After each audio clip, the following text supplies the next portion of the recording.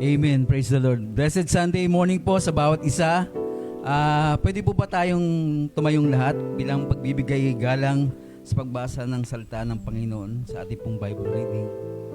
Sa aklat po ng mga awit, Kabanata 121, talata po ay 1-8, ito po ang sinasabi. Isang awit ng pag-akyat upang sumamba, doon sa mga burol, ako'y napatingin. Sasaklolo sa akin saan manggagaling. Ang hangad kong tulong kay Yahweh magmumula, sa Diyos na lumikha ng langit at ng lupa. Di niya ako hahayaang mabuwal, siya'y di matutulog, ako'y babantayan. Ang tagapagtanggol ng bayang Israel, hindi natutulog at palaging gising. Si Yahweh ang ating tagapag-ingat, laging nasa piling upang magsanggalang.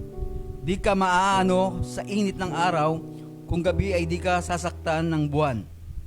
Si Yahweh ang siyang sa iyo'y mag-iingat, sa mga panganib ikay ililigtas. Si Yahweh ang siyang sa iyo'y mag-iingat saan man naroroon. Ikay iingatan, di ka maaano kahit na kailan. Purihin po ang Diyos sa pagkabasa ng kanyang banal na salita. Amen. Praise God. Amen. Patuloy po tayong tumayo. Tayo po ay manalangin. Ipikit po natin ang ating mga mata at damihin po natin ang presensya ng ating Panginoong Diyos sa umaga na to. Yes, Lord God, Panginoon, kami po ay tunay at lubos na nagpapasalamat sa iyo sa umaga na to, Lord God. Thank you very much for waking us up this morning, oh God. That is indeed a blessing na, Panginoon, na nagmumula sa iyo. Maraming salamat, oh God, sa kalakasan na patuloy mong ibinibigay sa bawat isa. And Lord God, sa umaga na to, dalangin namin, Panginoon, yung kapatawaran mo sa amin pong mga pagkakasala, sa aming mga pagkukulang, Lord God, na amin pong nagagawa laban sa iyo, Lord Jesus. Hayag man po ito, Lord God, o hindi, oh God. So, conscious man kami or unconsciously namin nagagawa, Lord, forgive each and every one of us, oh God. And Lord, sa umaga na to, itinataas namin sa iyo yung aming gawain. Dalangin namin, Panginoon, na ikaw lamang ang siyang maitanghal, ikaw ang siyang mapapurihan. And Lord God, hawakan mo po ang programa na to simula sa umpisa hanggang wakas nito, oh God. Ikaw, Panginoon, ang siyang maging bida, Lord God, ng aming gawain, ng aming pagpupuri, ng aming pagsamba. And Lord Jesus, itinataas din namin sa iyo, Panginoon, ang bawat isa nagaganap. Itago mo po sila sa iyong likuran, O God, simula sa magpapaawit, Lord, sa mga tutugtog, Lord Jesus, sa mga mag-i-special number, sa magbabahagi ng iyong salita, O God. Ang bawat isa, Lord, maging ang Sunday School, Lord Jesus, bawat ministry, O God, dalangin namin, Panginoon, na ikaw ang siyang manguna sa buhay ng bawat isa. And Lord God, sa mga kapatiran po namin na wala pa sa umaga na to, dalangin din namin, Panginoon, na ikaw yung mag-ingat sa kanila papunta, O God, sa iyong bahay-sambahan. And we just declare, Panginoon, yung pagsama mo at pagkilos mo sa aming kalagitnaan sa umaga na to. Sa pag-aawitan pa lamang, Panginoon, dalangin namin na makatagpo ka na ng bawat isa. Maging, Panginoon, sa pakikinig namin ng iyong salita, dalangin namin, Panginoon, yung pagsama mo sa aming mga buhay. Sa iyo po namin, Lord God, binabalik lahat ng papuri,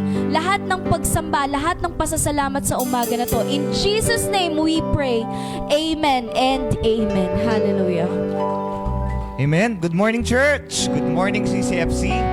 So yung mga kaya po ay manatili na pong nakatayo at yung hindi naman po ay pwede pong umupo. Ano po? So good morning po. Inaanyayahan ko po kayo sa isang masaya na pagpupuri sa Panginoon. Sabi po ng awit 145:3, dakila ang Panginoon at karapat-dapat purihin. Ang kanyang kadakilaan ay di masusuka. Kaya ngayong umaga, sama-sama nating ipahayag ang kanyang kadakilaan, hindi lamang po sa ating mga labi, kundi sa ating mga puso at buhay.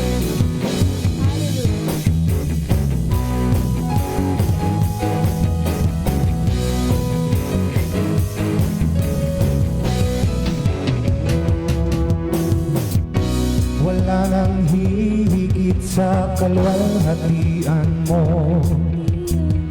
Sino pang papantay sa kapangyarihan mo? Tagumpay kang hari, banal at totoo, kailanman. Wala nang hihigit sa kalwalhatian mo. Sino pang papantay sa kapangyarihan mo. Tagumpay kang hari, banal at totoo, kailanman. Oh, Jesus, dakila ka, luwalhati, hallelujah. Oh, Jesus, dakila ka, luwalhati, hallelujah. Tayo po ay pumalakpak para sa Panginoon.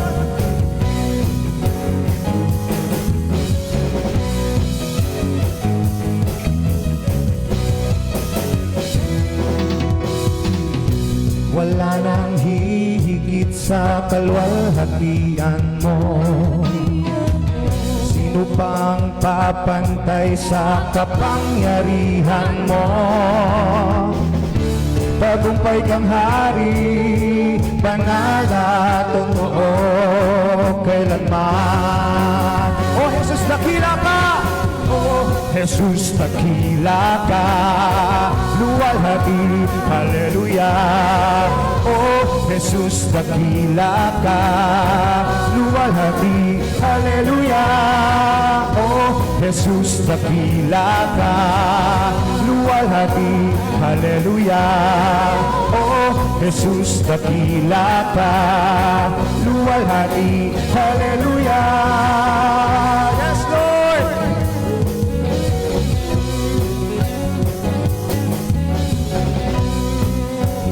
Sabay-sabay po nating awitin. Papuri ko ibigay sa iyo, Panginoon. Papuri ko ibibigay, buong lakas, buong buhay. Sa iyo, Jesus, papuri ko ibibigay. Papuri ko ibibigay, buong lakas, buong buhay. Sa iyo, Jesus, papuri ko ibibigay. Papuri ko ibibigay, buong lakas, buong buhay. Sa iyo, Jesus, minsan pa, papuri ko ibibigay. Hey! Papuri ko ibibigay, buong lakas, buong buhay. Sa iyo, Jesus, oh, Jesus, dakila ka, luwalhati, hallelujah. Oh, Jesus, dakila ka, luwalhati, hallelujah. Oh, Jesus, dakila ka, luwalhati, hallelujah. Oh, Jesus, dakila ka, luwalhati, hallelujah. Hallelujah. Hallelujah.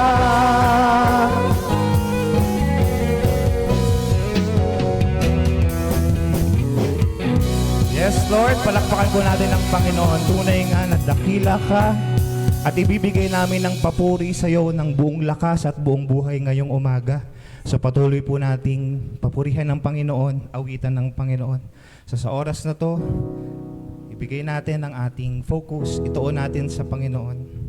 Dahil ang sunod po nating aawitin ay pagpapatunay ng ating papuri ngayong umaga ay hindi lamang para ngayon. Ito'y papuri na aabot hanggang sa walang hanggan. Dahil dakila ang Panginoon ngayon, bukas at magpakailanman.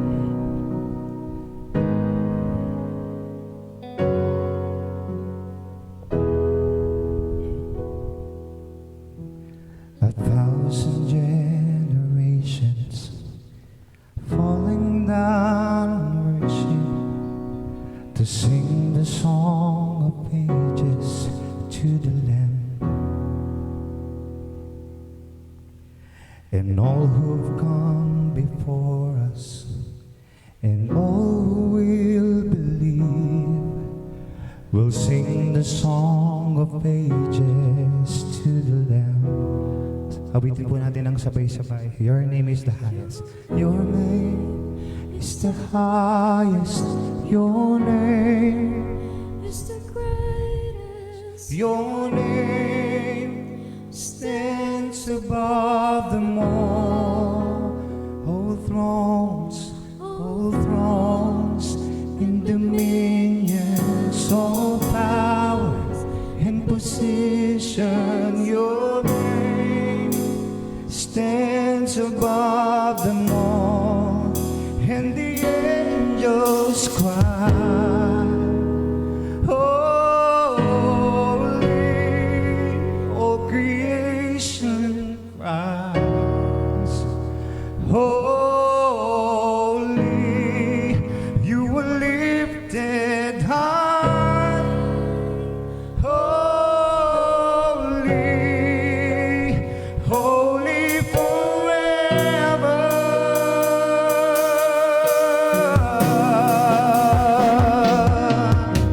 And if you've been forgiven, and if you've been redeemed, come on, church, sing the song forever to the Lamb. And if you walk in freedom, and if you bear His name, sing the song forever to the Lamb. We'll sing the song forever and amen.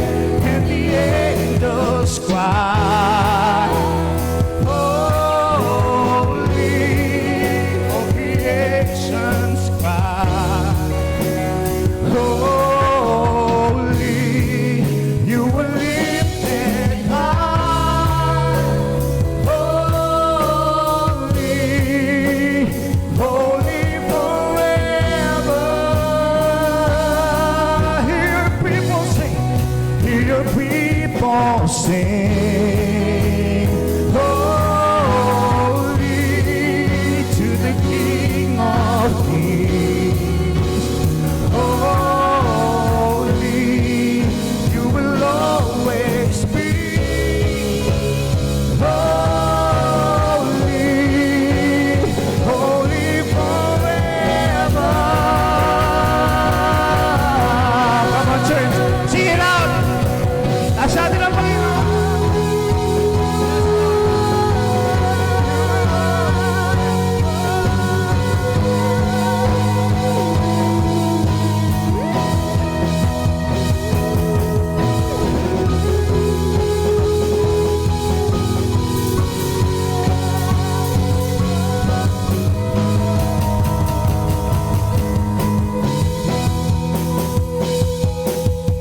Your name is the greatest, your name stands above them all. All thrones and dominions, all powers and positions, your name stands above them all. Your name is the highest. Your name is the highest. Your name is the greatest. Your name, Jesus, stands above them all. All thrones, in dominions, all powers and positions. Your name stands above them all. Church, let's sing it out. Your name is the highest. Your name is the greatest. Yes, Lord, stands above them all. All thrones and dominions, all powers and positions. Your name stands above. It's above. Awitin natin ang sabay sabay. Your name is the highest.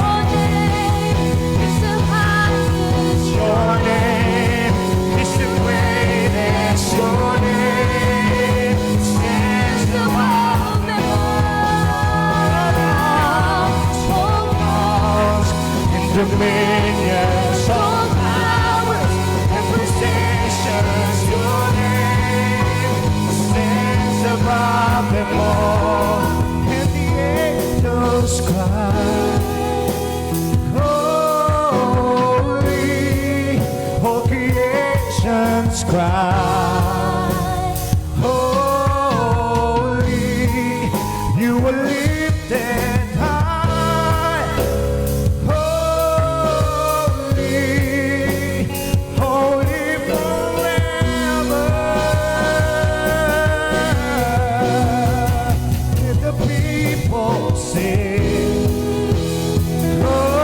Holy to the King of Kings.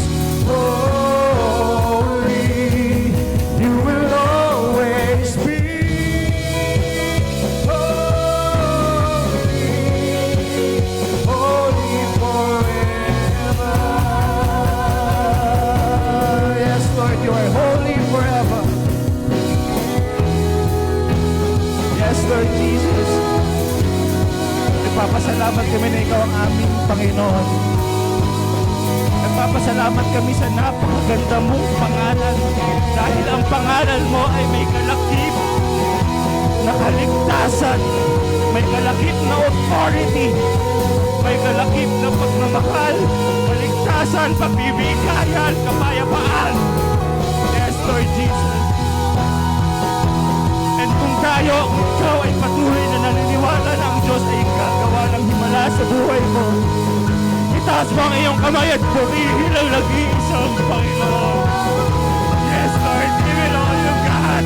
Purihin mo ang Panginoon, nag-iisang Panginoon. Yes, Lord Jesus.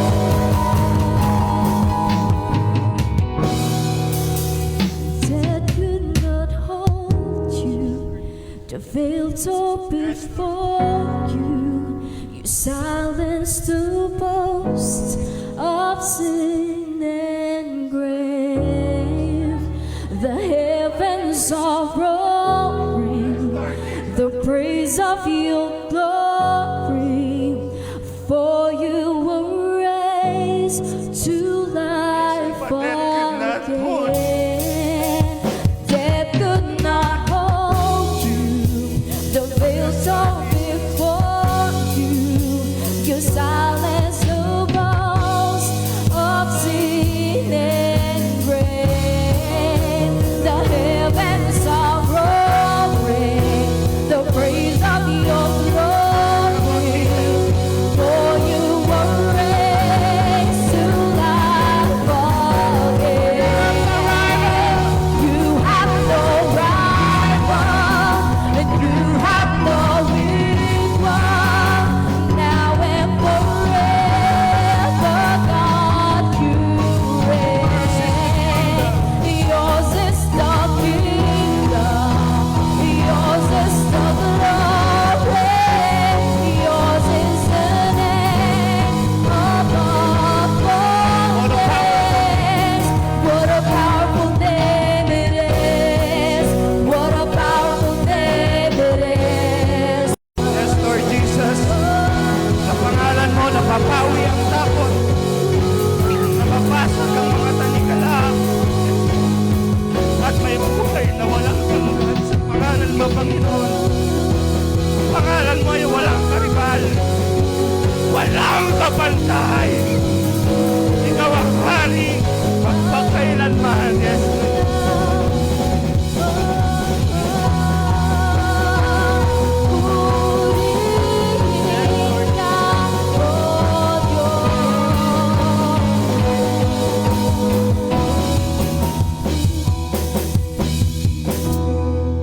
salamat, Panginoon, sa napakaganda mong pangalan. And Lord, ayokong tumigil na awitan ka. Napakadakila mo.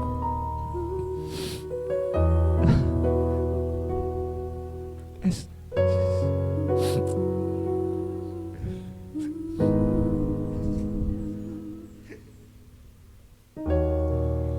What a beautiful name it is.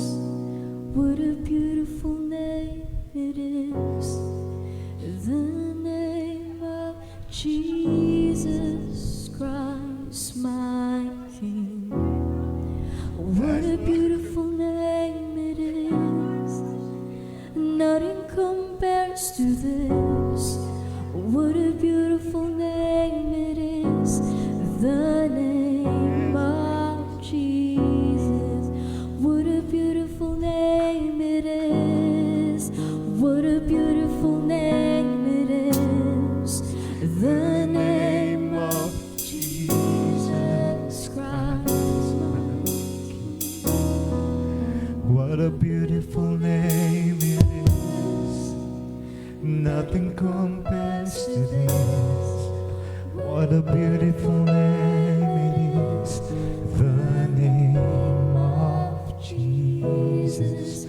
What a beautiful name it is. The name of Jesus. What a beautiful name it is. The name of Jesus.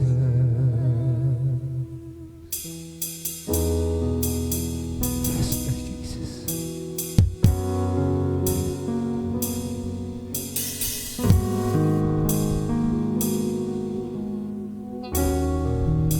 Lord, sa oras na to, Panginoon, katagpuin mo kami, Lord. Alam mo po ang laman ng bawat puso namin. Sa mga kapatiran namin na may pinagdadaanan, Panginoon.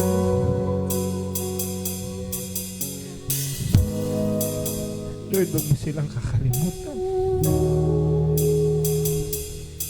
Huwag mo silang pababayaan, Panginoon. Ano man yung laman ng kanilang puso. Alam na alam mo ito. Kaya Lord, sa iyo lang kami lalapit. Ikaw lang po ang pupurihin namin. Dahil katulad po ng sinabi ng awitin kanina, your name is the highest. Your name is the greatest. And it stands above them all. Kaya Lord, ibibigay namin ang pinakamataas na papuri sa iyo. Taas natin si CFC ang papuri at pinakamataas sa Panginoon. Salamat, Panginoon. Salamat, Panginoon.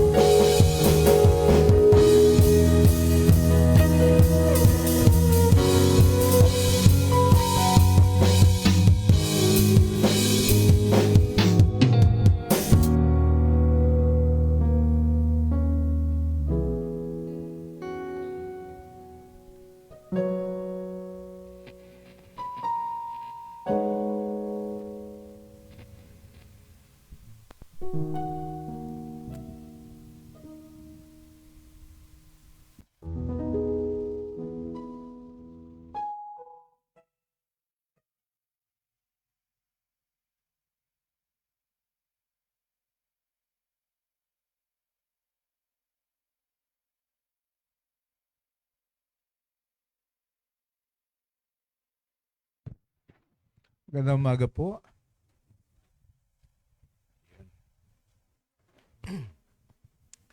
Sa umaga pong ito ay ipagpapatuloy po natin yung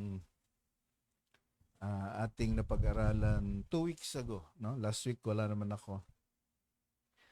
So, muli tayo ay yumuko at manalangin. Dakilang Diyos, salamat po sa umagang ito. Sa mga awit, Panginoon, na nagpaalala ng iyong kabutihan, nagpaalala ng iyong kaluwalhatian, Panginoon, at pag-ibig mo sa amin. Panginoon, dalangin namin sa aming pakikinig ng iyong salita. Ikaw rin ang manguna, Panginoon. Isugo mo ang iyong Santong Espiritu upang mangusap sa aming mga puso. At ano man ang aming maririnig, Panginoon, ay yung kahandaan na sumunod ay lagi mo pong ilagay sa aming puso at isipan. Salamat, Panginoon. Ito po ang aming dalangin sa pangalan na iyong Panginoong Jesus. Amen. So last time po ay, ano ba yung ating pinag-aralan? Knowing your purpose in life. No, yun po ang pinag-aralan natin last time. No, so sa pagkakataon pong ito ay ang atin pong pag-aaralan ay pinamagatan pong absolute surrender to Christ. No, so nung nakaraan ay napag-aralan natin na yung tungkol doon sa ating lumang pagkatao. Naalala niyo po yan? Pagkatapos tayo ay iniligtas ng Panginoon, tapos nalaman natin na may plano pala ang Diyos para sa atin. No, yun po yung ating ating tatlong punto. Ngayon, naunawaan natin na ang buhay ay merong layunin, no? Ang bawat isa sa atin, no, may layunin 'yon. Hindi po tayo lumitaw sa mundong ito no, sa pamamagitan lamang ng kagustuhan ng tao. Ang isip po ng Diyos ay tayo ay lalangin ng merong purpose, merong layunin. Amen? No, so naniniwala po ba kayo doon? Meron ba kayong layunin sa mundong ito o ala lang? No, ganun lang. No, paikot-ikot lang, hindi natin alam ang ating layunin sa buhay. No, sabi ko nga pag ganun ang ating buhay, mainam pa yung kutsara, alam niya kutsara siya, alam niya kung saan siya gagamitin. No, mainam pa yung pala, alam niya pala siya. Kung tayo bilang pinakadakilang nilalang ng Diyos ay hindi natin alam yung ating purpose, yung ating layunin sa mundong ito, ay mas nakakaawa po tayo. Kahabag-habag po yung ating kalagayan. No? At ito po ang dahilan kung bakit marami pong kahit po yung mga mananampalataya na umate ng church, marami pong hindi masaya sa kanilang buhay. No? Maraming parang walang direksyon ng kanilang buhay. Bakit po? Kasi yung layunin na ilinagay ng Diyos sa kanilang pagkatao ay hindi niya nagagampanan. No? Yun po ang talagang madalas na nasuliranin. Kagabi po ay nagkaroon kami ng reunion, yung aming mga kaklase ng high school. No, kami po ay batch 89, no, sa Valenzuela po 'yan. Kadalasan po ayokong sumama sa mga reunion kasi parang wala naman nangyayari, no? Inuman lang ng inuman sila, tapos yun yung unang reunion kasi. Ito medyo mas maganda yung ginawa nila. Parang yung mga aba ay lalong nagiging mas kaaba-aba. No, yung mga walang narating parang lalong nadudusta, no, parang merong grupo, no, kahapon pagdating ko doon may grupo nung mga may upper class, may middle class at saka may lower class. Yung mga lower makikita mo doon sa isang tabi, no? Sila magkakasama, no? Makikita mo yung kanilang mga kasuotan, halos pare-parehas ang hilatsa, no? Pag titingnan. Yun naman mga middle class, ganun din, no? Meron silang kanya-kanyang grupo at lalo na po yung mga medyo nasa alta sosyedad, no? Medyo nasa isang grupo po sila. So marami na palang namatay din sa amin. Nasa 15, no? Talagang nabibilang nila kung sino yung mga namatay . So tinitingnan ko yung kanilang buhay, sabi ko hindi man pala nalayo, no? Halimbawa, yung mga magaganda ang kanilang buhay, parang pag titignan ko sila, parang ganun pa rin . Hindi ba sila nalayo doon sa mga mas mabababang class? Mas marami lang siguro silang pera. Pero pagdating sa layunin ng buhay, sabi ko parang ganun din. Wala pa rin silang layunin. Oo, mas marami silang salapi.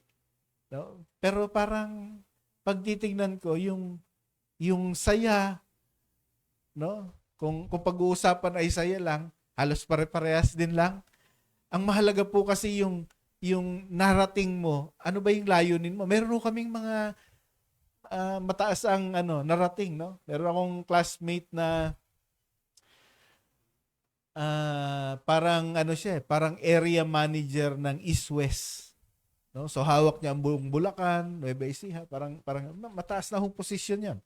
No, pero pag titingnan ko nakatuon ang kanilang buhay doon sa kanilang karir. No? Pero hindi nila napagtuunan ng pansin yung kanilang layunin sa Diyos. No? Yun po ang aking napansin sa kanila. No, oo, magana sila. Oo, maligaya sila, masaya sila. Pero madadala mo ba yung posisyon sa langit? No? Hindi . Madadala mo ba yung limpak-limpak na salaping naipon mo? Hindi rin eh. No? So yung maiiwan po ay yung nagampanan mo ba yung layunin mo sa buhay. Yun ang maiiwan eh. Kasi pagdating doon, wala naman pakialam ang Diyos doon sa pera. Wala na eh, hindi mo naman madala eh. Wala naman pakialam ang Diyos doon sa diploma, hindi mo naman nadala eh. Di ba? Ang tinitignan ng ating Panginoon, yung pagkalalang niya sa'yo, ikaw ba ay namuhay ayon doon sa nais niyang ipamuhay mo sa mundong ito? Yun po ang pinakamagandang katanungan eh. Di ba? Ikaw ba ay namuhay ayon doon sa nais niya na ipamuhay mo sa mundong ito? Kasi kung ginawa tayo ng may layunin, natural, meron kang buhay na ina-expect ang Panginoon. Tama po? Inaasahan niya yan eh. Kung ikaw ay binigyan niya ng tinig, ayaw ka ba niyang pakantahin? Abi, siyempre, nais niyang umawit ka, no? Kasi binigyan ka ng magandang tinig. No, yun po. Kung ikaw ay binigyan ng abilidad na magsalita, ayaw ka ba niyang pagsalitain? Hindi po. So yung ating gift, yung binigay ng Panginoon sa atin, yun po ay dapat na ginagamit natin sa ikaluluwalhati niya. Ang suliranin po, ginagamit natin yan doon sa ating pangsarili at hindi sa kaluwalhatian ng Diyos. Yun po ang nakita kong naging problema. Kaya nga po, kahit po yung mga nagsasabi na sila'y mananampalataya, wala po silang kapayapaan, hindi sila masaya sa kanilang buhay. Bakit? Sapagkat hindi nila tinatahak yung landas na dapat ay tinatahak nila bilang nilalang ng ating Panginoon. Kaya po wala silang kapayapaan, wala silang peace. Sabi niya, yun yung peace na hindi yung mapera ka, no? Ako ay payapa. Hindi yung gano'n. Yung sinasabi niyang peace that surpasses all understanding. Hindi po maarok ng kaisipan ng tao yung kapayapaan na ibinibigay sa bawat isa. No? Amen. Yun po yung bang meron ka ng sakit para bang payapa ka pa. Wala ka ng salapi, abe, nakangiti ka pa. Wala hong ganun eh. Pag hindi nakakakilala sa Panginoon, pag wala kang salapi, halatang wala kang salapi. No? Sa iyong mukha, sa iyong ngiti, sa iyong pagsasalita, wala kang kapera-pera. No? Halatang halata eh. No? Bakit? Walang kapayapaan eh. 'Di ba? Lumalabas. Sabi niya, in the abundance of the heart, the mouth speaks. Kaya nga po, pag kausap mo yung isang tao, alam mo agad yung suliranin. Kung ano yung sinasabi niya, kung ano yung lagi lumalabas sa bibig niya, mararamdaman mo, ito siguro problema nito. No? Amen? No, so yun po, no, walang kapayapaan. Ngayon, sabi niya, and when we have that peace of God, then it is the only time that we experience true joy. Yung kaligayahan ay hindi mo mararanasan kung wala ka unang kapayapaan sa kalooban. No? Kaya po hindi masaya yung taong ganon. No? Isipin mo, sabi sa James 1:2, sabi niya, count it all joy, my brothers, when you meet trials of various kinds. Ano sabi niya? Magpakasaya ka, kapatid, sabi niya, kung nagdaranas ka ng samot-saring pagsubok sa buhay. Isipin mo nga, anong klaseng tao yung ganon? Pwede ka bang magpakasaya? Pag nagdaranas ka ng samot-saring pagsubok sa buhay? Pero ito ang sinasabi ni Santiago. Sapagkat hindi nauunawaan to ng tao. Bakit? Kasi nauunawaan lang ito nung tao na merong kapayapaan ng Diyos. Abay, may problema ka na. Hindi pa nakikita sa'yo. No? Wala ka ng salapi. Praise the Lord ka pa. No? Kaya tuloy parang parang may sayad ang tingin sa iyo eh. No, bakit? Kasi ganoon eh. Hindi nila maunawaan kung ano yung nararanasan ng taong lumalakad doon sa layunin ng Panginoon. no? Kung susundan natin yung ating talata last time, ito yung Philippians 2 to 10. No? Naalala niyo po yun last time? Oh. Pero sa pagkakataon pong ito, doon po tayo sa verse 10 mag-focus, no? So ang sabi niya po doon sa verse 10, "For we are God's handiwork, created in Christ Jesus to do the good works which God prepared in advance for us." No? So doon po natin itutuon ang ating pag-aaral. So dito po ay may tatlong bagay na nais kong iipunto. Yung una ay yung preparasyon ng Diyos, the preparation of God. No? Yun pong pangalawa na makikita natin dito ay yung our union with Christ. No? At yung pangatlo, yun po yung ating purpose. No? So sa tatlong punto pong ito ay tingnan po natin at pag-aralan ang talata. So una, sabi niya, "For we are God's handiwork." Tayo raw ay gawa ng Diyos. No? Tayo ay likha ng Diyos. Ayan ang sinasabi niya. So, yung unang punto ay preparation of God. No, sabi niya, tayo ay likha ng Diyos sapagkat tayo ay kanyang gawa. No? Yan po ang sabi niya, na nilalang kay Kristo Jesus para sa mabuting gawa na mga inanda ng Diyos ng una upang siya nating lakaran. No, yan po. So sinasabi rito na tayo ay gawa ng Diyos. Kung sinasabi niya na tayo yung gawa, ibig po sabihin ay saklaw nito noong tayo ay nasa sinapupunan pa lang ng ating ina hanggang sa tayo ay mamatay. Amen. No, kasi kung ikaw ay gawa ng Diyos, tapos ngayon ka lang niya inisip na parang gamitin, ay hindi yun. Paano nung bata pa ako? Hindi ba ano yun? So, yun pong saklaw na yan ay buhat nung nasa sinapupunan pa lang tayo. Ang Diyos na po yung lumilikha sa atin. Kung ano yung karakter, kung ano yung gift na meron, Diyos po ang naglagay sa atin nun. No? Ang sabi nga ng isang nabasa kong libro, ang sabi niya, kahit pa yung pagpapangasawa ng iyong mga magulang, siya ang nag-isip para ikaw yung lumitaw. No? Isipin mo ba yun? No? Pati yun ay kasama daw po. So yan po. Ang tanong ay kung may masama kang pinagdaanan sa buhay, kung ikaw ay minaltrato, kung ikaw ay dinusta, nagkasakit ng malubha, o ikaw ay naghirap ng sobra, no? Ito ba ay gawa ng Diyos sa ating buhay? No? Yun kasi kadalasan tinatanong natin, Panginoon, ba't ba ako sinilang? Bakit ba dito? No? No, dati tinatanong ko yan Bata pa ako, siguro mga grade 1, grade 2. No? Pag nagugulpi ako ng nanay ko, no? Yung nanay ko talagang, no? Pag nagugulpi ako ng nanay ko, nag-iisip-isip ako, nagtatanong ako sa Diyos. No, tinatanong ko sarili ko, Panginoon, ba't sila ang nanay ko? Ba't sila ang mga magulang ko?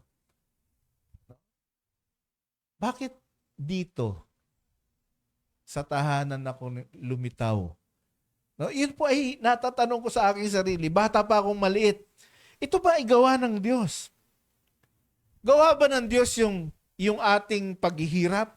Yung ating sakit, yung mga sakit na nararamdaman natin? No, hindi po. Sapagkat nung likhain ng Diyos ang sanlibutan, ano po ang sabi niya sa Genesis? It is good. No? Napakaganda. Nung likhain niya yung ating mundo, yung mga puno, yung mga halaman, yung mga hayop, ang sabi niya, it is good. At wala ho tayong makikita na masama pagkatapos ng paglilikha na yan. Subalit, nung magkasala na ang tao, doon po nakaranas ng unang kalamidad ang tao. Ang una pong kalamidad na makikita nyo sa Biblia, yun pong baha ni Noe. No? Ito po ay pagkatapos na magkasala ang tao. So yung ating pagkakasala, ito po ang nagdulot ng kasamaan, ng sakit, ng kung ano-ano sa mundong ito. Amen? No, hindi ho ginawa ng Panginoon 'yan. Hindi ginawa ng Diyos yung mga bagay na 'yan. At sinasabi niya po doon sa James 1:13, huwag sabihin ninuman na tinukso siya ng Diyos kapag siya'y dumaranas ng pagsubok, sapagkat ang Diyos ay hindi maaaring matukso at hindi rin naman niya tinutukso ang kahit sino. So hindi mo pwedeng isisi sa Panginoon yung mga bagay na 'yan. So nakita po natin, so hindi po yan gawa ng Diyos.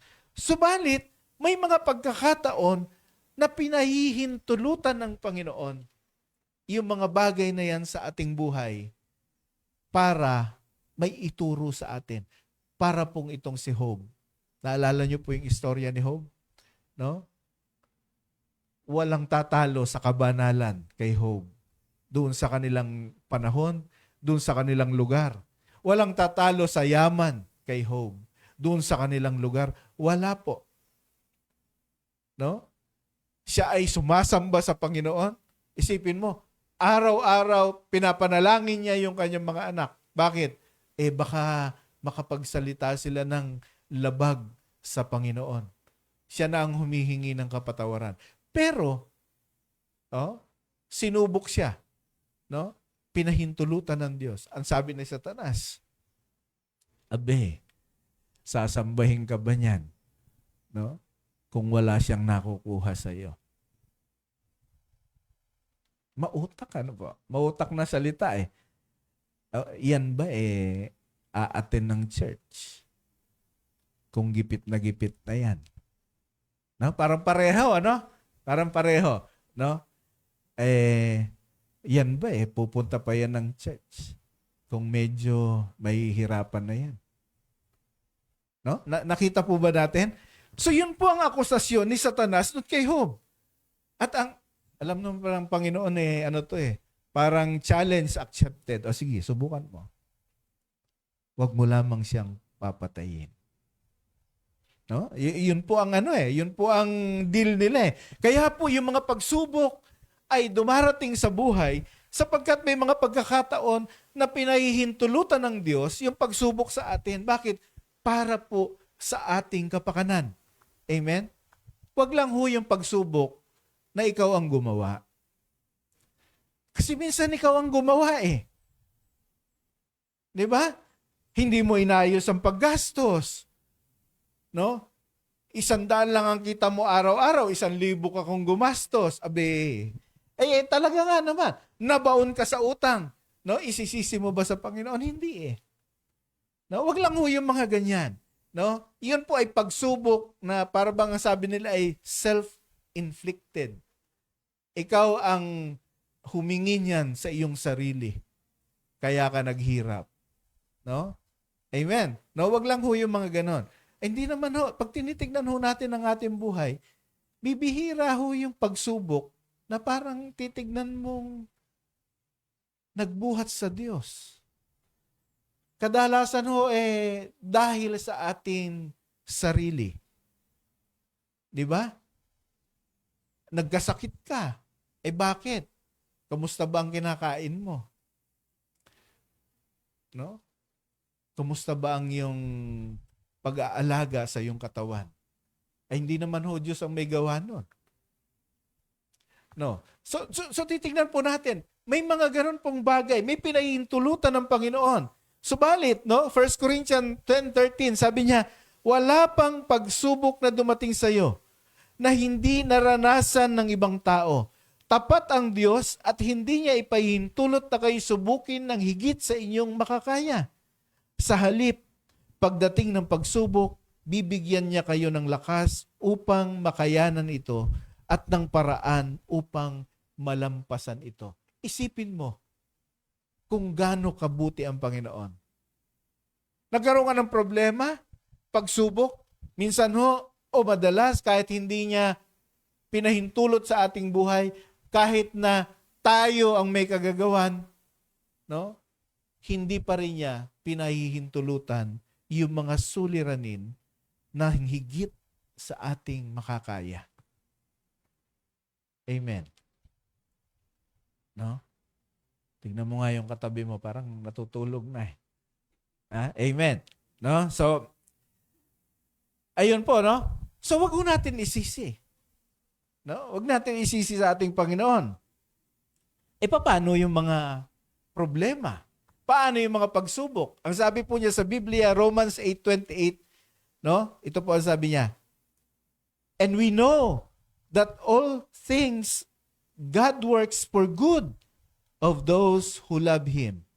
Ito who have been called according to His purpose. Ang sinasabi niya po rito, kung tayo ay lumalakad doon sa layunin ng ating Panginoon, lahat ng nangyari sa ating nakalipas, sa ating nakaraan, lahat ng mga damages, kung anumang damages ang ating pinagdaanan, ay gagamitin niya ang lahat ng ito kung ikaw ay lalakad sa kanyang layunin. Amen? No? Kaya nga po, yung mga lumalakad sa kanyang layunin, itong mga hindi magandang nangyari nung nakaraan, naging magandang patotoo ng kabutihan ng Diyos. Amen po. No? Yun eh. Sabi niya, all things works together for good for those who love Him. For those who love God. Yun ho ang pinuputol nila. Kadalasan sa verse. Pero may kasunod yan. Who have been called according to His purpose. Dapat daw po pala, hindi lamang doon sa nagmamahal sa Panginoon, kundi doon sa lumalakad sa kanyang layunin. No?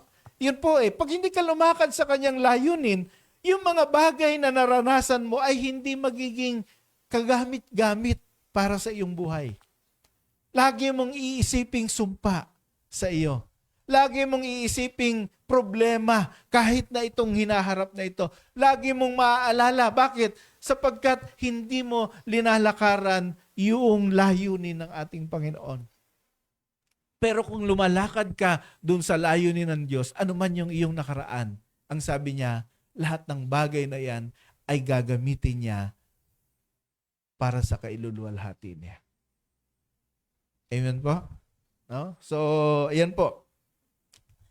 Yan ang pinaka makikita nating talata. So, sabi niya, kung ikaw ay tao na lumalakad sa layunin ng Diyos, ang lahat ng iyong pinagdaanan, mabuti, masama, hindi ganong masama, no? Sa buhay ay hindi magiging hadlang. Bagkos ito ay gagamitin ng Diyos para doon sa ikabubuti mo. No? Para sa ikabubuti mo. Subalit, sabi niya, bakit sa atin na nagsasabi na tayo mananampalataya, marami pa ring hindi naabot yung kapayapaang ito ng Diyos? No? Marami po. Maraming umati ng church. No? May mga bahagi ng buhay na para bang hindi tayo payapa, lagi tayong ginugulo. No? Bakit? Ang sabi po ay kasi hindi mo isinuko ng buo iyong buhay. No? Dito po mahalaga yung sinasabi niyang absolute surrender. Sabi nga nung isang manunulat, nakalimutan ko yung pangalan niya. No? Si Andrew Murray, no? Matagal na po itong manunulat na ito. Yung absolute surrender, sabi niya yung buhay ng Kristiyano ay imposibleng maganap, mangyari o imposibleng magampanan natin. Imposible. Hindi mo kayang gampanan kung hindi mo isinuko ng buo ang iyong buhay sa Kanya. No? Dito po pumapasok yung absolute surrender. Bakit may problema tayo minsan sa ating pag-aasawa? Sa ating pamilya. Halimbawa, meron ho akong kasama sa ministry dati na Kasama ho sa mga Bible studies namin. Pagkatapos nung nag-asawa, ay hindi ko alam kung bakit ganun ang kanyang naging kaisipan. Sa Biblia po kasi, parang ina-advise na huwag tayong mag-asawa ng hindi kaparehas natin ng pananampalataya. No? Hindi naman ipinipilit. No? Ito po ay ina-advise. Bakit? Kasi nagkakaroon ng problema. No? Nagkakaroon ng problema. Problema sa pananaw, problema sa prinsipyo. No? Kasi nga naman, yung prinsipyo ng Biblia ang tumatakbo sa iyong buhay. Tapos yung kabila, hindi mo alam kung anong Biblia yung kanyang binabasa. No? Yung asawa mo, hindi mo alam. So, nagkakaroon ng friction. So, itong kasama namin ito sa ministeryo ay nakapag-asawa ng hindi naman kaparehas na pananampalataya. Pero ang sinasabi niya nung una ay, isinasama ko naman sa Bible study. No, yun ang yun ang parang lusot no. Nag-Bible study pala sila, yun na, nagkapangasawahan na sila. Ngayon, nung mga huling panahon na nakakausap ko, sakit na sakit ang ulo. Yun ang pinoproblema niya. Bakit? Hindi niya maisama yung asawa niya sa church. Tapos yung kanilang pamilya divided. Bakit? Kasi yung ibang anak gusto sumama sa kanya, yung ibang anak ayaw sumama sa kanya sa church. So nahihirapan siya. No, bakit tayo nagkakaroon ng ganung problema? Doon sa ating pamilya, sa ating pag-aasawa. Ito ang tanong. Ang tanong kasi, talaga bang isinuko mo ang buhay mo at tinanong mo sa Diyos, ito ba ang dapat kong mapangasawa?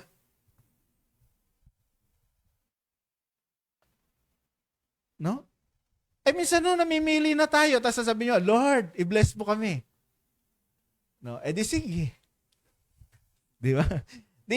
Wala na, andyan na kayo Pagkatapos, pag may lumitaw ng mga problema, tatanungin mo ang Diyos, Panginoon, bakit ganito? Bakit ganyan?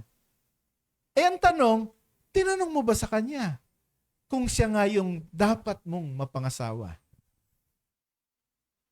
Yun yung sinasabi niya Yun po yung sinasabi na yung Diyos ay residente. Ang Panginoong Hesus ay residente ng ating buhay, pero hindi naman siya yung presidente ng ating buhay. May mga pagkakataon na tayo pero nang nagdidesisyon ng mga bagay-bagay. Amen. Panginoon, ano bang kurso ang kukunin ko? Tinanong mo ba yan sa Diyos? O yung nais mo lang? Pag yung nais mo lang, ikaw yung presidente, hindi siya. Hindi lang dapat siya ay residente, siya din dapat ang presidente. Siya ang nagdidesisyon sa iyong buhay, sino, ano, kailan. Kaya nga sabi ni Apostol Pablo, in everything you do, it should be for the glory of God. Whether you eat or drink. Lord, tama bang kainin ko tong adobo ngayon? No, hindi naman ho ganon. No, hindi ganon ang sinasabi ng Biblia. Hindi yun ang ibig niyang sabihin. Ang ibig sabihin ng Apostol Pablo ay, ano man yung iyong mga desisyon sa iyong buhay, ano man yung gusto mong gawin sa iyong buhay, dapat ito ay sa ikaluluwalhati ng Diyos. At hindi maluluwalhati ang ating Panginoon kung yung desisyon mo na yan ay hindi nang galing sa Kanya. Amen? Mag-a-abroad ako. Magbibigay ako ng tithe sa church. Promise, mamatay man, cross my heart. No? Ang tanong mo na, yan ba ang gusto ng Diyos para sa iyo? Natanong mo ba siya? Pagkatapos, pagdating mo doon sa malayong lugar, naiwan yung pamilya mo rito, no? Naiwan yung iyong anak, yung iyong asawa, nagkakaroon ng mga problema, wala ka. No? Hindi po blessing yon. Bakit sabi niya sa Biblia, yung blessing daw, hindi sinasamahan ng Diyos ng sakit. Amen? Pag ikaw ang kanyang pinagpala, hindi niya dadagdag ng konting pait. Ito 1,000.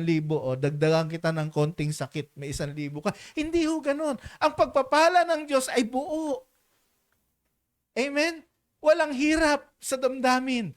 So pag hindi tayo lumalakad doon sa layunin ng ating Panginoon, yun po pag hindi absolute yung ating surrender, meron ding Hindi absolute doon sa ating buhay. Ang plano po ng Diyos ay buo na, gawa na, noong una pa mang panahon na hindi pa ninalalang ang isang katauhan. Tumatakbo na po yung plano ng Panginoon na ganyan. Ang gagawin natin ay itatap na lang natin yung ating buhay sa Kanya. Lord, ano bang gusto mong gawin ko? Panginoon, saan mo ba ako gustong pumunta? Kung ikaw ay tunay na nagsuko ng iyong buhay sa Panginoon, yun po ang mangyayari. Subalit, kung lagi mong dinidetach yung iyong sarili doon sa layunin, doon sa plano ng Diyos, ikaw ay mahihirapan sa iyong buhay. Amen? Ano mas masarap sumakay? Nasa loob ng eroplano o nasa labas ng eroplano? Abig, nasa loob. No? Isipin mo, ang bilis ng eroplano, tas para kang si Tom Cruise. No? Nakagano ka doon sa eroplano, napakalakas ng hangin. Ganun ho minsan ang buhay ng Kristiyano eh. 'Di ba? Sumasabit lang tayo doon sa plano ng Diyos, ayaw natin pumasok sa loob ng plano ng Diyos. Kaya po, yung mga taong nasa loob ng eroplano, no? Abay, pakaang-kaang laang doon sa loob. Humihingi lang ng mga merienda na dinadala ng mga stewardess doon sa loob. Samantalang ikaw, lahat ng hangin, no, lahat ng masasalo sa hangin na yan ay salong-salo mo, no? Pero mananampalataya ka kamo. No? Yun ho ang buhay. Kapag hindi absolute yung iyong surrender, nagkakaroon ng problema. Kaya po yung buhay natin, pag hindi natin linagay doon sa kanyang layunin, naku, napakahirap po. So ilalagay natin doon sa layunin. No? Sabi niya, the question is not whether God is willing, but rather whether that Christians are yielding. Ang katanungan daw hindi yung gusto ba ng Diyos? Ang tanong daw ay, gusto mo ba? No? Linalagay mo ba yung sarili mo dun sa layunin ng ating Panginoon? Kaya hindi nangyayari yung gusto mong mangyari na kapayapaan, yung ligayang tunay sa mundong ito. Bakit? Kasi hindi mo isinusuko yung iyong karapatan sa Panginoon. Kung ikay naging Kristiyano na, Lord, siya ba talaga yung mapapangasawa ko? Wapo lang naman to eh. No? Minsan doon lang tayo nakatingin. Sabi nga, mai-improve na lahi namin. No? Pogi to, tall, dark, and handsome. No? Ayun. Kaya minsan, nabubulag tayo doon sa ganun eh. Amen? Delikado. Meron kami naging bisitang kasama namin sa ministry nung nando kami sa may Santa Rosa. Hindi niya ako nakilala. Pero dati siyang pastora doon sa church namin sa Valenzuela. Walk-in lang siya. Tapos nung makita ko, nagulat ako. Tapos habang ako'y nagbe-preach, tango siya ng tango. Ganito rin ho usapan. No? Yung bang nagkamali ka ng pili ng mapapakasawa, no? Mawawala ka sa ministeryo, mawawala ka sa Panginoon. Ganyan siya ng ganyan. Nakikita ko siya eh. Pero yun pala, hindi niya ako nakikilala. Nagulat siya nung pagkatapos ng preaching, linapitan ko siya. Tapos kinamayan ko. Tapos sinabi ko yung pangalan niya. Nanlaki yung mata. Paano mo ako kilala? Hindi mo ako kilala, sabi ko. Samantala magkasama tayo sa ministry dati. Naalala na niya. No? Kumusta ka na? Yun pala, wala na siya sa ministry. No, bakit? Nagkakaroon daw sila ng problema ng kanyang asawa. Sino ba na pangasawa niya? Alam niyo po, pumili ng pogi na hindi spiritual.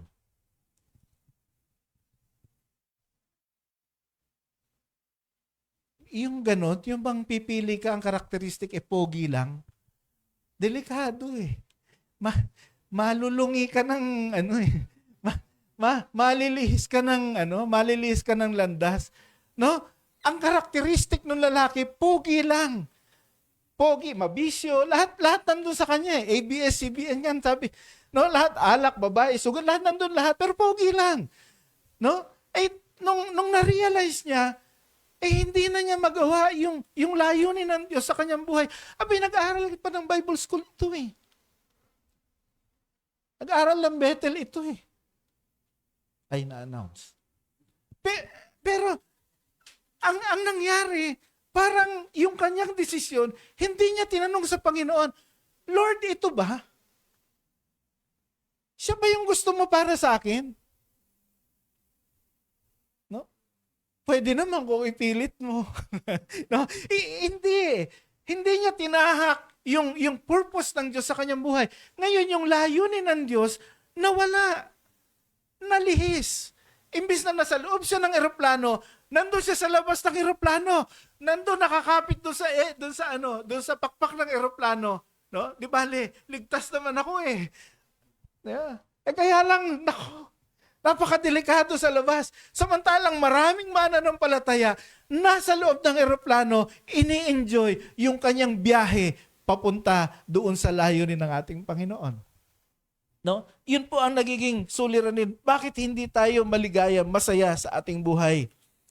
No? Hindi natin isinusuko sa Diyos yung buong desisyon natin. Kaya nga, nagkakaroon tayo ng problema. No? Nagkakaroon tayo ng hindi ayos na, pag isinuko mo sa Diyos ito, yung iba naman, ayaw mo. No? Kaya nga sabi niya, kung siya ay residente, siya na rin ang presidente. Bakit ikaw pa? Bakit inaagaw mo yung dapat ay sa Kanya? Dapat ay sa ating Panginoon. Ngunit bagaman meron tayo mga ganong sitwasyon sa ating buhay, gumagawa pa rin ang Diyos ang paraan, no, upang makamtan natin ang buhay na may kapayapaan, no, at kasaganaan. Nagkamali man tayo. No? Marami, aminin natin. No? Wala ho ditong hindi nagkamali ng desisyon sa mga bagay-bagay. No, bakit? No, papaano natin gagawin 'yan? Kung mayroon tayong pakikiisa kay Kristo. Ito po yung pangalawang punto, our union with Christ. At sabi niya po dun sa verse, now we are created in Christ Jesus. Nasabi niya, sapagkat tayo'y linikha para kay Kristo Jesus. Nakita ba natin yon? Hindi tayo linikha para doon sa ating boyfriend. Hindi tayo linikha para doon sa ating asawa. Hindi tayo linikha para kung kanino. Tayo daw ay linikha kay Kristo Jesus. Ibig sabihin, yung ating layunin, yung ating pagkatao ay dapat na nakadikit sa ating Panginoong Jesus. Sapagkat tayo ay linikha sa Kanya, dahil sa Kanya, meron tayong magkaugnay na layunin. Amen? No? Yun po, no? Meron tayong magkaugnay na layunin. Yan o, sabi niya, isang magandang bagay na ating narinig yan. Bakit? Kasi, kahit pa ano yung aking mga pinagdaanan, no? Nung narinig ko, ako pala ay nilikha kay Kristo Jesus, anong pakiramdam mo? No? Linikha ako ng Diyos para sa Kanya. May layunin pala yung aking buhay. Iniisip ko, ganito na lang ako, nanay na lang ako. Iniisip ko, tindera na lang ako habang buhay. Iniisip ko, ganito. Pero ngayon na-realize ko, yung pagkalikha pala sa akin ay kaugnay kay Kristo. Hindi ho ba natin nakikita, no? Medyo yayamanin na pala tayo, no? Medyo tumaas yung antas ng ating pagkilala o pagtingin sa ating sarili. Sapagkat dati tinitignan mo ang iyong sarili bilang walang pinag-aralan, pero nung nalaman mo na ikaw ay nilalang, nilikha kay Kristo Jesus. Sino ba si Kristo? No? Siya ay anak ng Diyos. Nilalang, linikha ang buong sangkatauhan para sa Kanya. No, kaya po, pag nalaman mo, ibang klase, tumataas po yung ating pagtingin, pagtitiwala sa ating sarili. Ang labanan na po dito, hindi yung, ano yung iyong pinag-aralan? Hindi na ho yun. Ang labanan dito ay gaano ba kalaki yung pera? Hindi na rin yun. Ang labanan dito ay, kanino ka ba nilikha? No? Kaya ako doon sa reunion, okay na. Sige, ayan. Hiwa-hiwalay sila. Pero ako, medyo gate crusher ako eh. Pupunta ako doon sa medyo may mga kaya, no? Medyo inaasar-asar ko yung mga pwede kong asarin, no? Pupunta naman ako doon sa medyo mga dukha. Nandun kami. Kumusta ba? No? Masarap pa kausap yung medyo dukha, walang ka-plastikan dito, medyo. Tapos yung mga nasa gitna, no? Pupunta rin ako. No, hindi na kita kilala. No? Mukha na lang nakikilala ko sa'yo. Pangalan hindi. Kumbaga parang wala akong pakialam doon sa kanilang estado. Wala akong pakialam doon sa kanilang narating. Wala akong pakialam doon sa kanilang yaman. Ang alam ko, no, ako ay nilalang kay Kristo Jesus. No? Doon kami, yung mga mumunting mga Kristiyanong doon may mga nagiinuman doon, dito lang tayo sa pagkain, Brad. Medyo malayo, no? Malayo sa kanila. Inaaya kami, hindi. Kayo lang diyan. No? May umiikot, may daladalang injection. Joe, ano ba 'yan? Basta mukhang alak 'yan. Sabi ko, hindi. No? Kasi iba eh. Yung saya nila, nakukuha nila doon. Amen. No? Alam mo yung mga palaka, pag medyo naulan nagsisikokak yun eh. Tama? No? Pag naambo ng konti, hindi ho doon ang ligaya namin eh. No? Hindi doon ang saya namin. Bakit? Kasi kami ay linikha para kay Kristo Jesus. No? Wala doon sa mga estado ng kanilang buhay. No? Colossians 1:27, niloob ng Diyos na ihayag sa Kanya kung gaano kadakila ang kamanghamanghang hiwagang ito para sa mga hintil, na walang iba kundi si Kristo ay nasa iyo. No? Isipin natin ito. Nandito tayo, nare-realize mo ba? Nung tinanggap mo ang Panginoong Hesus, ay nananahan siya sa iyong buhay. Naiisip mo ba? Kung gaano ka kahiwaga, yun ito nga yung sinasabi ng Colossian. Sabi niya ito'y hiwaga sa mga hintil na na si Kristo ay nandoon sa iyong kalooban. Amen. No? Sabi nga nung may isa pong atheist, alam niyo atheist, hindi ko naniniwala sa Diyos yan. Nakita niya yung isang bata nagsishare ng gospel. Ginulat daw niya yung bata. You! Sabi niya, your God, is He small or big?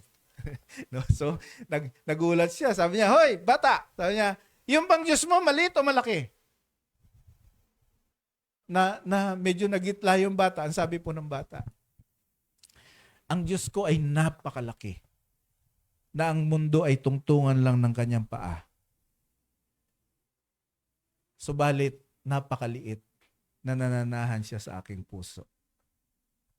Yun po ang sagot ng bata. Kasi ang bawat mananampalataya ay pinananahanan ng Diyos na tagapagligtas. Amen? O tingnan mo nga yung katabi mo. Ayan. Mukha bang pinanahanan na yan? No? Wag lang hong anay ang namahay dyan. No? Okay na. No, ganyan po. Kaya nga sinasabi natin, kung si Kristo ay residente, dapat siya ay presidente. Amen? Tatanungin mo siya lagi, Lord, tama ba ito? No? Sa lahat ng iyong desisyon sa buhay, lalo na yung malalaki. Panginoon, anong palagay mo? At susunod ka siyempre. No? Pag sinabi niya, hindi na yung para bang sa board na magmi-meeting lahat pagkatapos ikaw din magdidesisyon. Wala akong ganun. No, wala akong ganun. Dapat pag tinanong mo ang Panginoong Hesus, susunod ka sa Panginoong Hesus. Yun po yung absolute surrender. Kaya dahil tayo ay linikha para kay Kristo, ay nagkakaroon ng layunin at plano ang ating buhay. Dati wala Tingnan mo kahit na mayayaman na sila. Napansin ko wala silang plano Sabi sa akin, Jo, saan ka ba nakatira? Baliwag. May katropa ako dun Bigay mo nga sa akin yung number mo. No? Magmumotor tayo. Sabi ko, pinamimigay ko nga yung motor ko eh. Tapos, pagkatapos ikaw gusto mo magmotor. No, parang sabi ko, yun, ang direksyon ng kanilang buhay, kung ano yung maisip nila. Hindi ho yun ang direksyon ng ating Panginoon. No? Kaya po, subalit, yung planong yan sa ating buhay, no?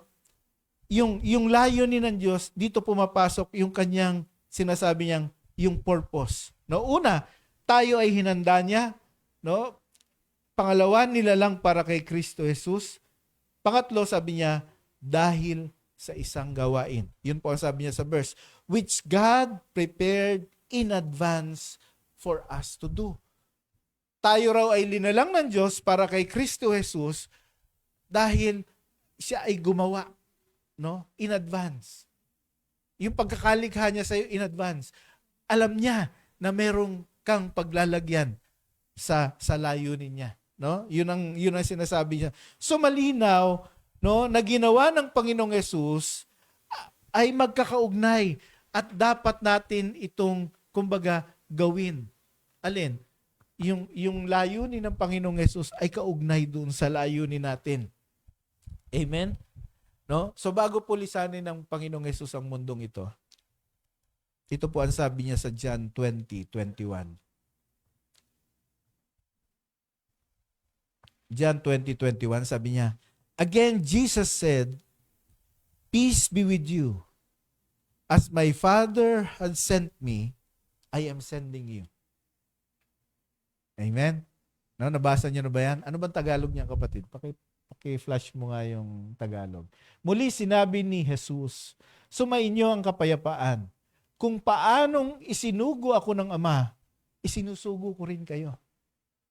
Napansin ba natin ito? No? O ngayon nyo lang nabasa ito? O ayaw nyo basahin ito? No?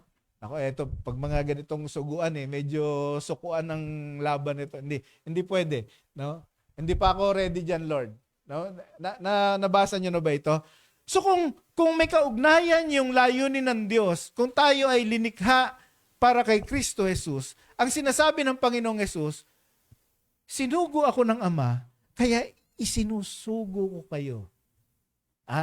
Nakita nyo ba ito? So meron tayong may trabaho, may ipinagagawa sa atin. Mahirap ba ito? No? Mahirap ba itong trabahong ito? So bago siya umalis, no, nakausap niya yung mga 12 disipulo. Pero bago siya lumipad patungong langit, Matthew 28:19. Sabi niya, therefore go and make disciples of all nations, baptizing them in the name of the Father, the Son, and of the Holy Spirit, and teaching them to obey everything that I have commanded you. And surely I am with you always to the very end of age. Hindi na ho mga apostol lang ang kausap niya rito. Kasama na lahat ng disipulo. No? Hindi po ito utos lamang sa mga pastor. Amen?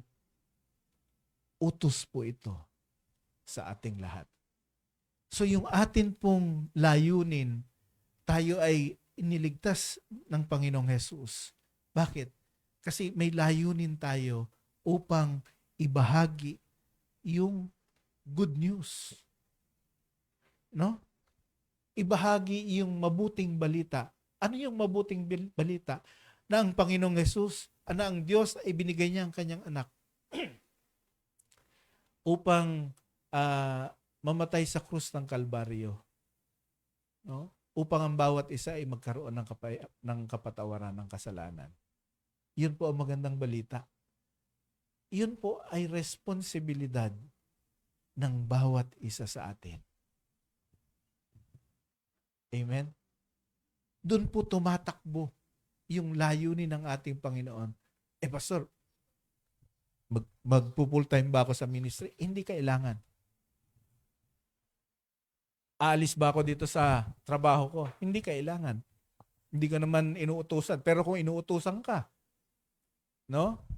Na gampanan, yung gampanin ng isang full-time na, di sige, inuutusan ka Sabi nga, absolute surrender Amen? Ayaw na nila mag-amen. No? So ganun no? So ang bawat isa sa atin ay nambubuhay doon sa layunin na iyon. Saan ka man naroroon, ang ating layunin bilang mananampalataya ay ibahagi yung pag-ibig ng Diyos ayon doon sa mga experiences natin. Amen. No, kaya nga everything works together for good for those who love God. No? Kaya nga pag nagpapatotoo tayo, makikita natin, uy, ang sama pala niya dati. No? Pero kapag hindi ka tumatakbo sa layunin ng Diyos, uy, ang sama mo pala dati. No? Iba yung tono. No? Iba yung tono. Bakit? Wala ka sa layunin ng Diyos eh. So walang purpose yung dati mong pinagdaanan. Pero kapag nandun ka sa layunin ng Diyos, iba yung tono. Sapagkat ginagamit ng Panginoon yung mga bagay na pinagdaanan natin. Amen? No? Hindi ito usapin ng may pinag-aralan ka ba o hindi. Wala. Hindi po ito usapin. Meron ka ba natapos? Meron ka bang yaman? Hindi po ito usapin ng may ganun.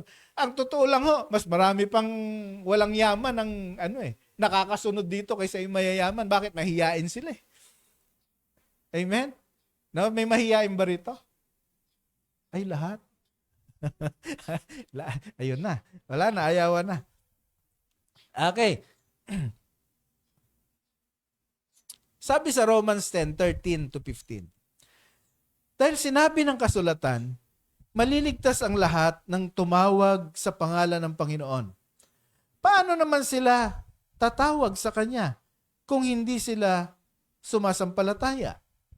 Paano sila sasampalataya kung wala silang napakinggan tungkol sa Kanya? Paano naman sila makakapakinig kung walang mangangaral sa kanila? At paano makapamangaral ang sinuman kung hindi siya isinugo? Tulad ng nasusulat o kay gandang pagmasdan at ang pagdating ng mga nagdadala ng magandang balita. Amen? Alam na po natin na tayo ay sinugo. No? Ito kasi ang ginagamit ng mga mga kapatiran natin sa INC. No? Kaya meron lang daw isinugo. Pero nalaman natin na ang layunin ng Diyos at ang layunin ng Panginoong Yesus ay layunin ng Diyos para sa atin. So dito pa lang makikita na natin na isinugo tayo ng Diyos sa isang layunin. Amen? Nagtatanong dito si Pablo, paano sila tatawagin kung hindi sila sasampalataya? Paano sila sasampalataya kung wala silang napakinggan? At paano sila makikinig kung walang mangangaral? Ito po ay responsibilidad natin, mga kapatid. No? Ikaw man ay mayaman, ikaw man ay mahirap. Kung mayaman ka, di mangaral ka dun sa kapwa mo mayaman. Amen? Kung ikaw ay dukha, ikaw ay ano bang pinakadukhang trabaho ngayon? O nangangalkal ka ng basura, di siran mo yung mga kasama mo. Ikaw ay guro, di siran mo yung mga estudyante mo o kapwa mo guro. Amen? No, so, nandun po tayo. No, so, ang nais ng Panginoong Yesus ay gawin natin, no, ay ang gawaing nasimulan niya sa mundong ito ay inililipat niya sa atin. Yan ha. Inililipat niya sa atin. So, paano natin gagawin ito? No? Sasabihin ng iba, Pastor, mahina ang aking loob. Abi, di palakasin mo. ano ba solusyon doon? No, hindi ako marunong magsalita. No? May ganyan. Ay, mahiyain ako. No? Wala akong pinag-aralan at iba pa. Kung ano-ano ho ang Alam nyo ba, ano yan? Katwiran ni Moses nung tinawag siya ng Diyos. Panginoon, uutal-utal ako paano ako magsasalita? Sabi ng Diyos, si Aaron, yung kapatid mo, siya ang speaker mo. Hindi ka makakalusot No, bakit? Kasi may layunin ang Diyos sa iyong buhay. Amen? May layunin ng Panginoon sa inyong buhay. May isa pong sikat na mangangaral ng Panginoon sa India. Ang pangalan po niya ay si Sadhu Sundar Singh. Si Sundar Singh po ay galing sa Hindu, yung kanilang relihiyon. Subalit nung ang tingin niya sa Kristyanismo ay parang foreigners religion. Yun ang tawag niya. Parang hindi namin relihiyon yan. Relihiyon ng mga taga-ibang bansa yan. Yun ang tingin nila sa Kristyanismo. Subalit dumating ang pagkakataon na namatay yung kanyang ina na pinakamamahal niya talaga. Mayaman sila. Subalit nung pagkamatay ng kanyang ina, para bang nawalan siya ng purpose doon sa kanyang buhay. No? May pagkakataon na pinunit niya yung Bible sa harap ng mga kaklase niya at itinapon niya sa apoy. No? At ito sumindi, ganyan. Pero dumating yung pagkakataon na kahit anong gawin niya sa buhay niya, parang yung kapayapaan ay wala sa kanyang sarili. Hanggang sa nakakita siya ng vision. Vision ng Panginoong Hesus. Sabi ng Panginoong Hesus sa kanya, "Why do you persecute me?" Yun daw ang sinabi sa kanya. Hindi mo ba alam bakit mo ako inuusig? Hindi mo ba alam na ako ang namatay para sa iyo?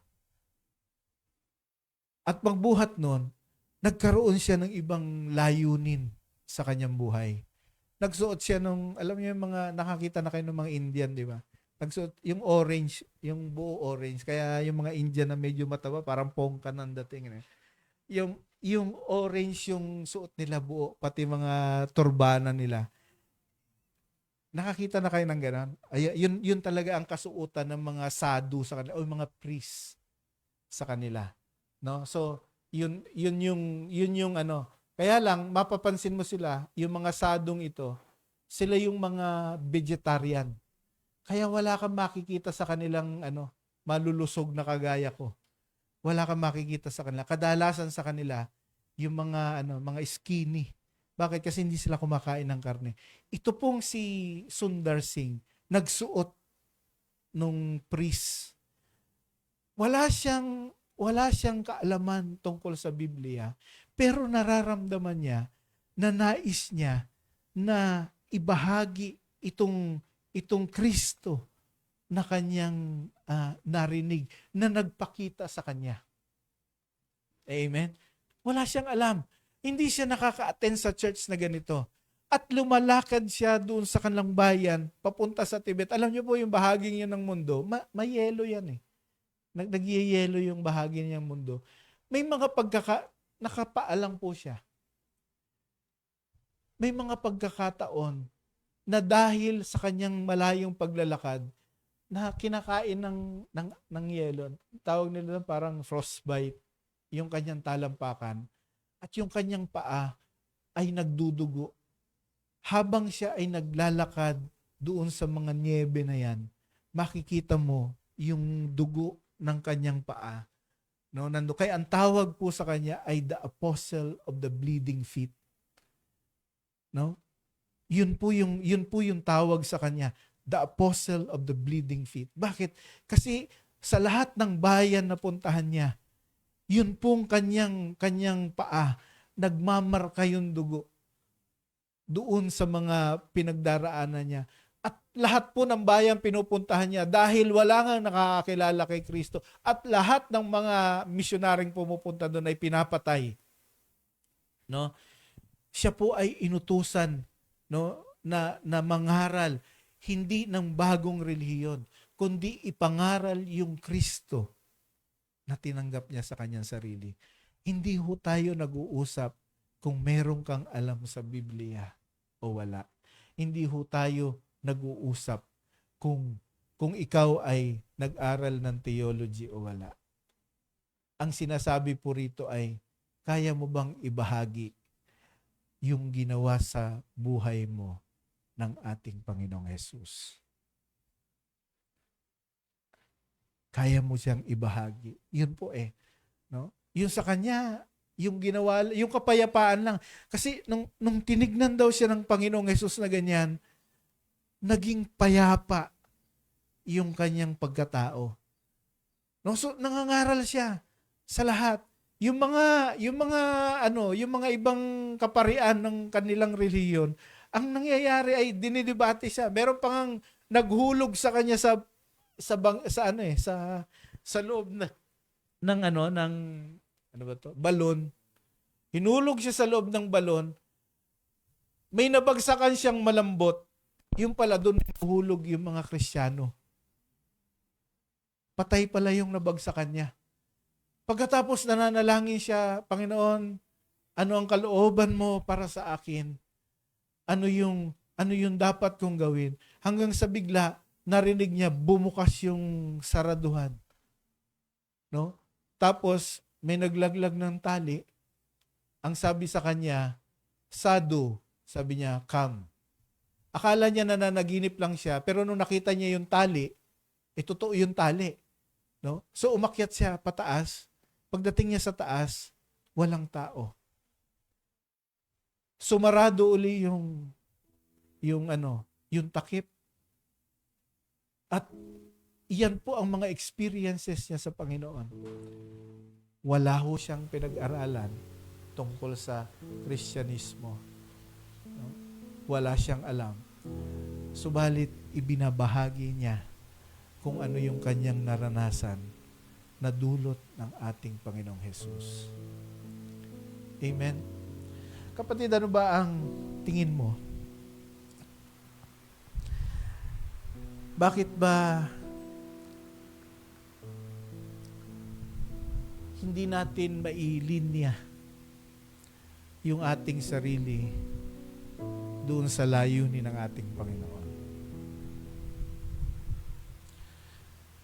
No?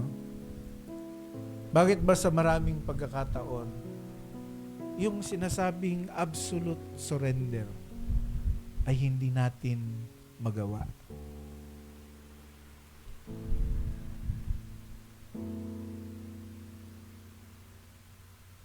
Hindi naman natin pwedeng sabihin na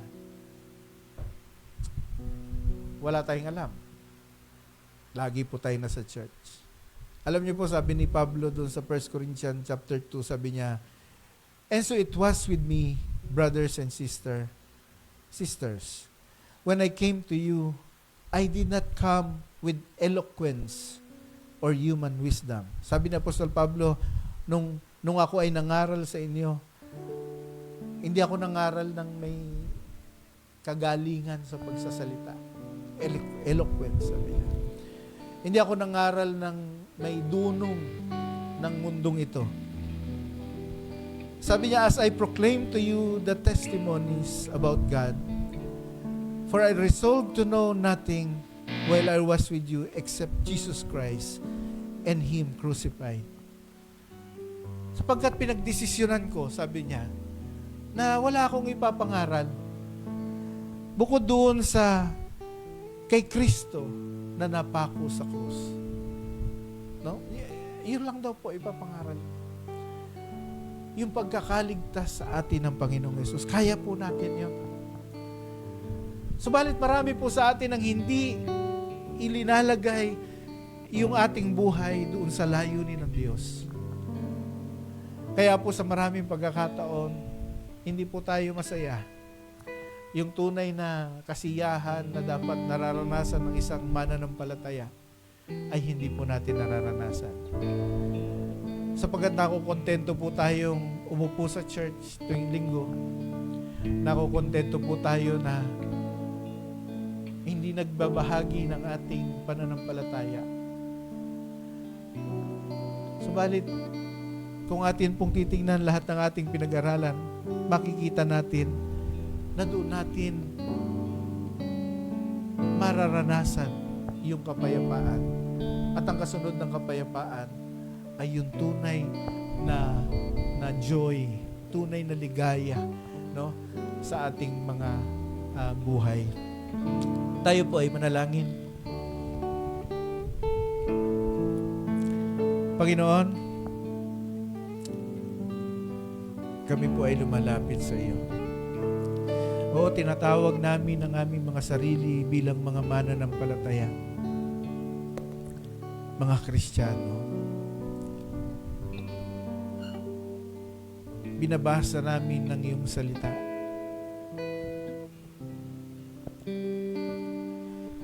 Subalit hindi namin maunawaan kung bakit sa maraming pagkakataon ay hindi namin lubusang maisuko ang aming sarili sa iyo. May mga desisyon na nais namin na kami pa rin ang magdidesisyon.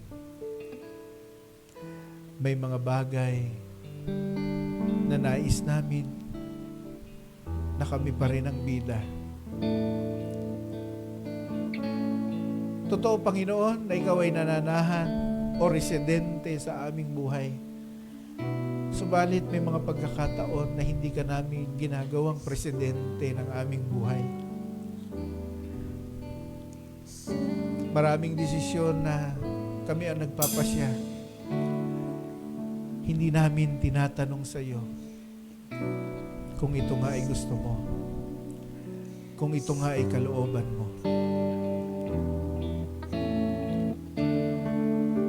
Kaya hindi kami nakararanas ng tunay na kaligayahan sa aming mga buhay. Madalas ang aming isipan ay nakatuon sa kawalan. Iniisip namin kung ano na mangyayari. Iniisip namin ang iyong kalooban, subalit ayaw naman namin ibigay sa iyo ang lahat.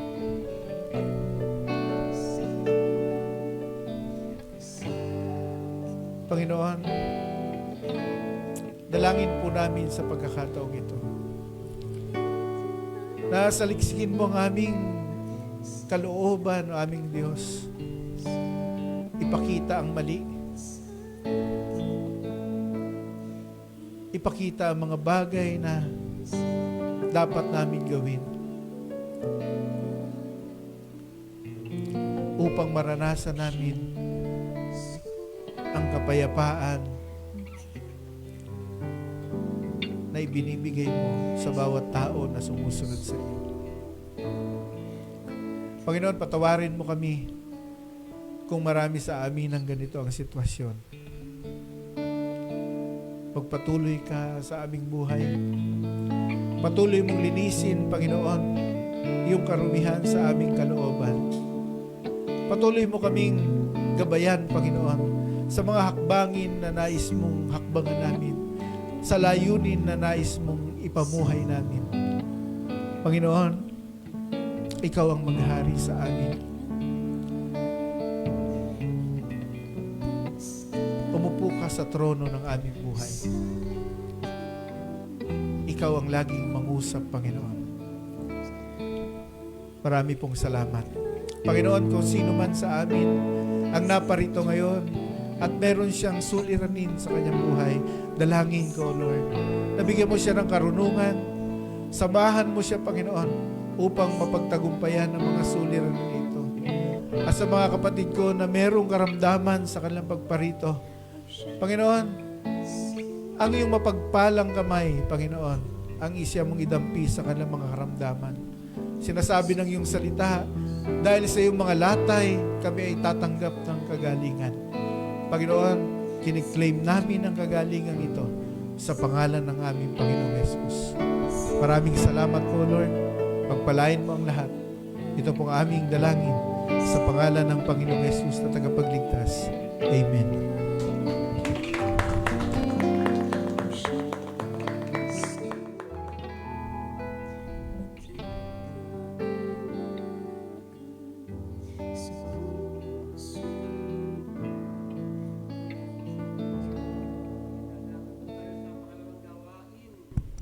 ng ating Panginoon. Pwede po tayong magsitayo.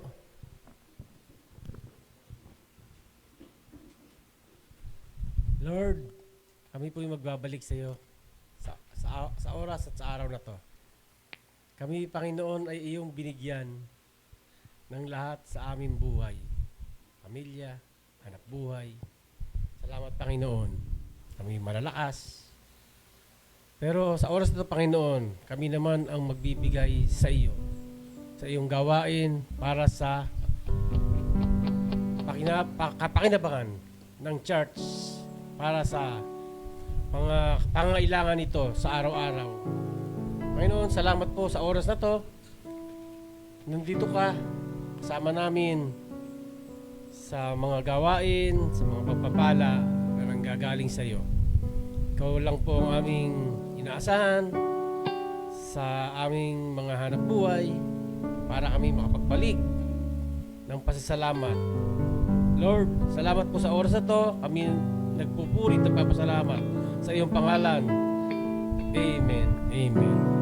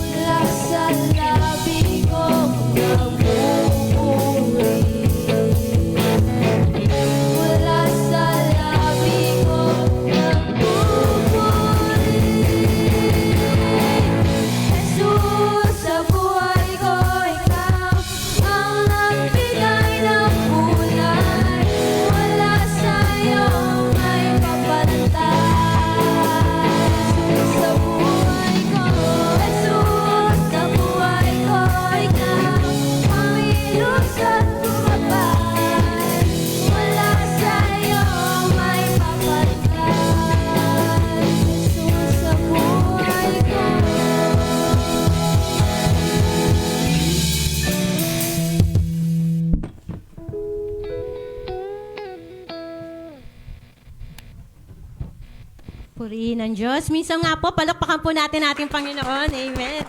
Salamat sa Panginoon. No announcement po, patuloy po natin suportahan ang ating crossover moments tuwing 7 o'clock po, Monday to Saturday. Then ang ating pong outreach po, San Rafael at Paumbong po, every Sunday po. Kung may mga bakante po dyan na nais sumama po sa amin, yun po.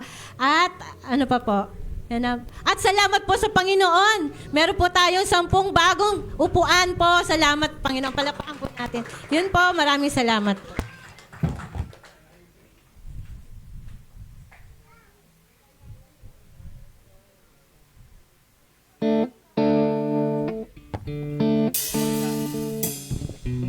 Inaanyahan po ang lahat na tumayo para po sa ating pangwakas na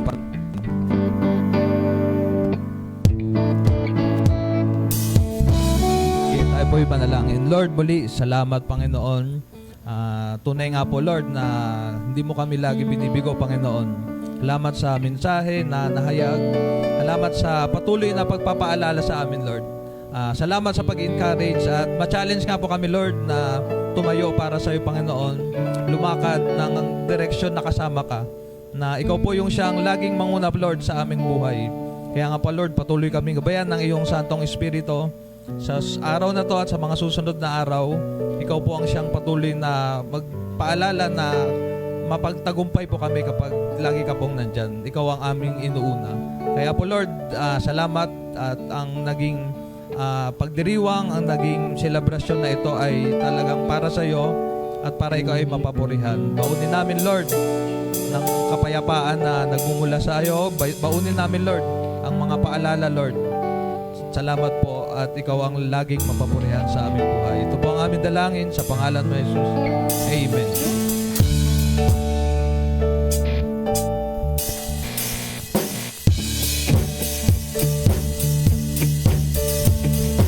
Amen. Kamayan po natin ang bawat isa.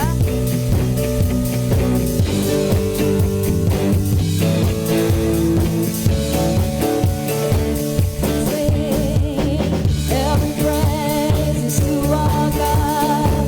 Every word of worship and one accord.